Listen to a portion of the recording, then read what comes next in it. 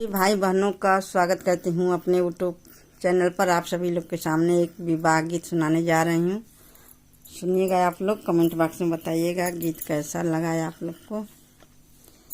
नगरिया जो दिया बहुत निक लागे, जहाँ रहे राम कुंवर जी। नगरिया जो दिया बहुत निक लागे, जहाँ रहे राम कुंवर जी।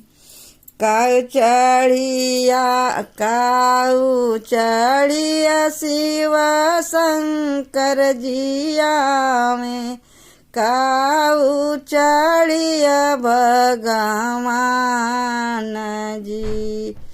काऊ चढ़ी शिव शंकर में, काऊ चढ़िया भगवान जी।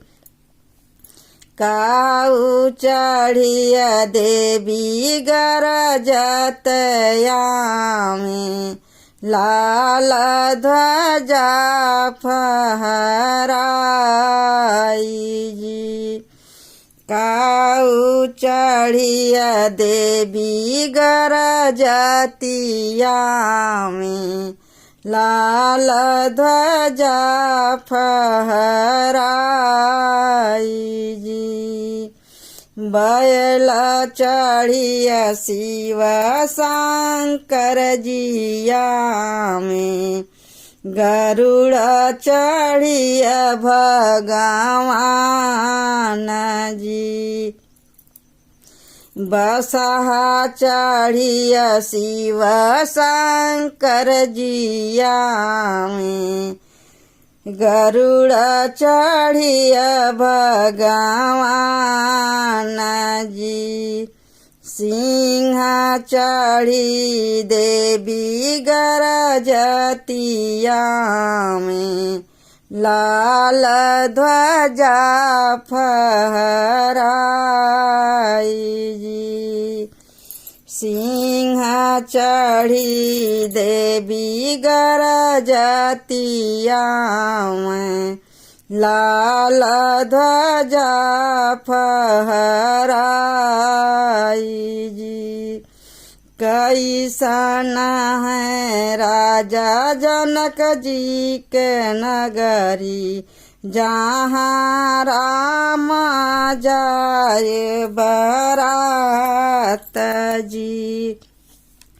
कैसन है राजा जनक जी, जहाँ राम जाई बारात जी। सोनवन बानी राजा जनक की नगरी, हथिया झूमई उनके दार जी। सोनवन के बानी है राजा जनकी की नगरी, हाथिनी झूमाई उनके द्वार जी। नगरिया जो दिया बहुत निक लागे, जहाँ रहे राम कुंवर जी। नगरिया जो दिया बहुत निक लागे, जहाँ रहे राम कुंवर जी।